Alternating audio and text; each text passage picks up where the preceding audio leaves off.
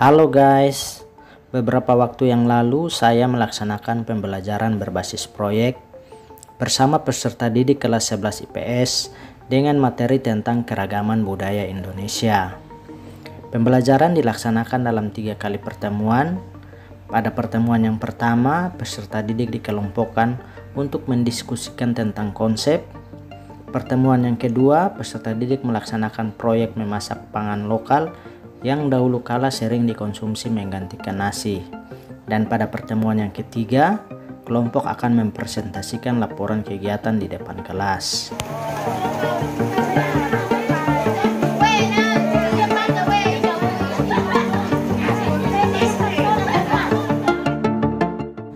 Salah satu makanan lokal yang akan dimasak oleh anak-anak yaitu kain atau sering disebut juga kedayan oleh masyarakat lokal.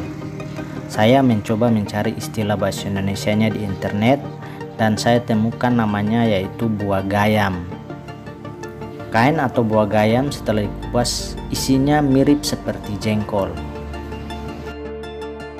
Buah yang berwarna coklat adalah buah yang telah lama jatuh dan terendam air sehingga banyak ditemukan isinya rusak, sedangkan yang warna hijau adalah buah yang masih muda.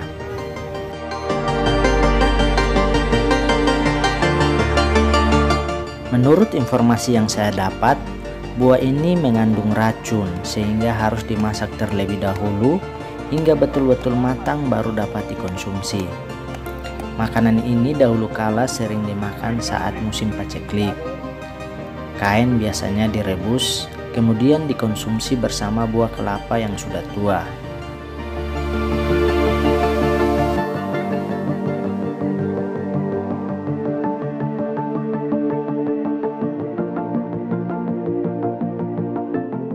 Akabilan, sejenis sagu bakar dan merupakan pangan lokal yang paling populer di Malaka.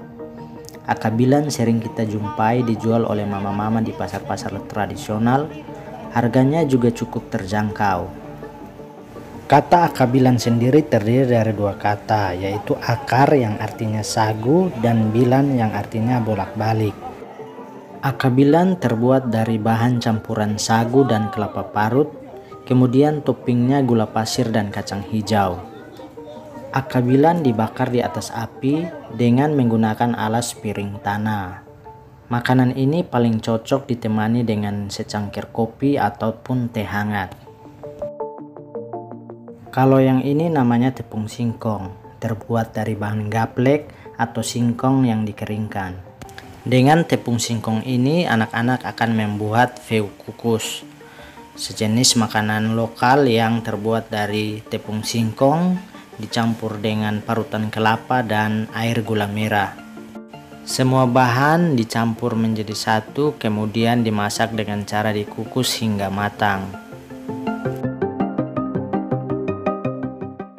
Kalau yang ini adalah bahan-bahan untuk membuat filu.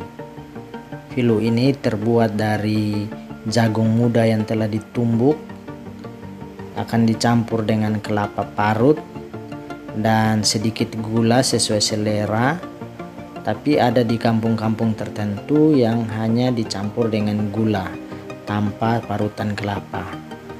Setelah itu akan dibungkus dengan kulit jagung, ada juga yang dibungkus dengan kulit pisang, kemudian direbus atau bisa juga dengan dikukus.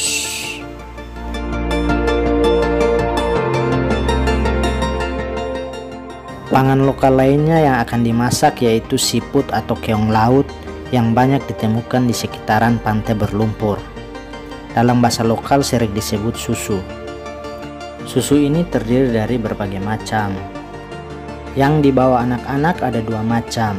Yang berukuran besar nama lokalnya susu leleu, yang artinya keong bulat, dan banyak ditemukan di dalam lumpur. Sedangkan yang ukuran kecil nama lokalnya susu metan notilon, yang artinya keong hitam berkuping, banyak ditemukan dalam lumpur dan di atas pohon bakau. Cara mengolahnya juga sangat mudah. Cukup dicuci bersih, kemudian direbus hingga matang. Setelah matang, susu harus dipecahkan terlebih dahulu, bagian ekor dan kepalanya sehingga mudah untuk dimakan.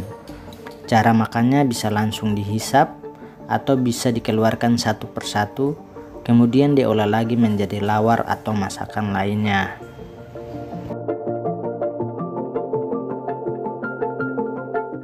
Ada juga anak-anak yang membuat makanan lokal yang namanya hudi bobi.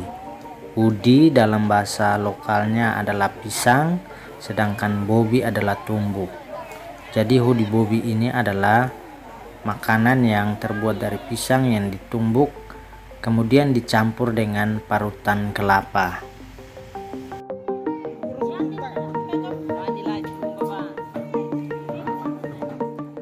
Selain memasak pangan lokal, saya juga menugaskan anak-anak untuk membuat video dan laporan sederhana yang berisi tentang proses kegiatan, dimulai dari persiapan alat dan bahan, cara memasak, hingga proses penyajian.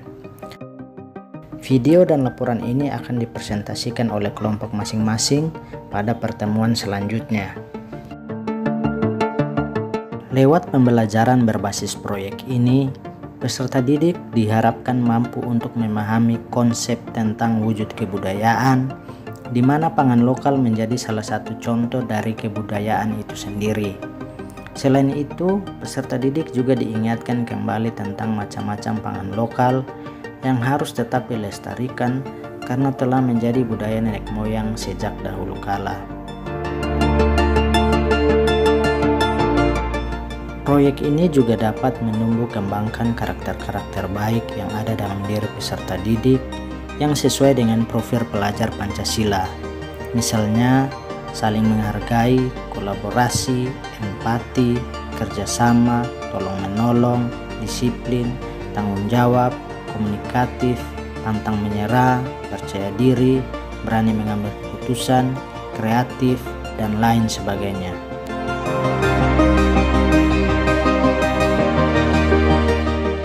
Sekian sedikit cerita dari pengalaman yang telah saya lakukan bersama anak-anak kelas 11 IPS SMA Negeri Bolan.